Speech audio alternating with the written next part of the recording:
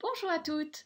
Aujourd'hui, je voudrais aborder donc la dernière raison que je n'ai pas encore abordée pour laquelle il faut consulter en urgence quand on est enceinte. C'est bien entendu les contractions.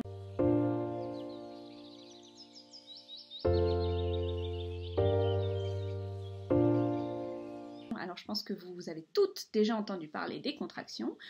Les contractions, on peut en avoir enceinte. Beaucoup de femmes en ont enceinte et c'est tout à fait naturel en fin de journée, souvent après une longue journée où on a parfois pris le métro, monté des escaliers, on accuse un peu le coup de sa journée et donc on peut, en rentrant le soir, en s'allongeant un petit peu, sentir son ventre se tendre, se durcir. Ces contractions de fin de journée doivent normalement disparaître d'elles-mêmes après un petit temps de repos. Elles ne sont pas gênantes, elles ne sont pas dangereuses pour le bébé. Celles qui enceintes doivent vous alerter, c'est celles qui ont lieu dans la journée, qui sont douloureuses et qui sont répétées. Donc plus de 10-15 contractions dans la journée douloureuses avec un ventre qui se tend et voilà, on est gêné. À ce moment-là, oui, ça peut valoir la peine d'appeler sa maternité, sa sage-femme ou son médecin traitant pour aller checker que tout va bien. À terme, évidemment, les conseils sont un peu différents car il ne faut pas s'alerter à la première contraction. Le but des contractions à terme, c'est bien entendu une mise en travail. Qu'est-ce que le travail?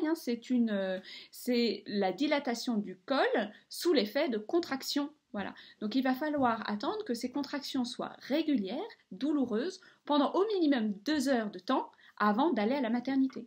Donc si vous sentez que les contractions démarrent, souvent elles démarrent très progressivement, elles sont peu intenses au départ, peu fréquentes, au bout d'un moment on sent la nécessité d'aller un peu les chronométrer, on a plus de mal à les gérer, on peut plus suivre une conversation normale pendant la contraction, on doit se concentrer un petit peu sur cette douleur, repenser aux techniques qu'on a pu apprendre en préparation à la naissance, de respiration, de posture pour essayer de gérer cette contraction.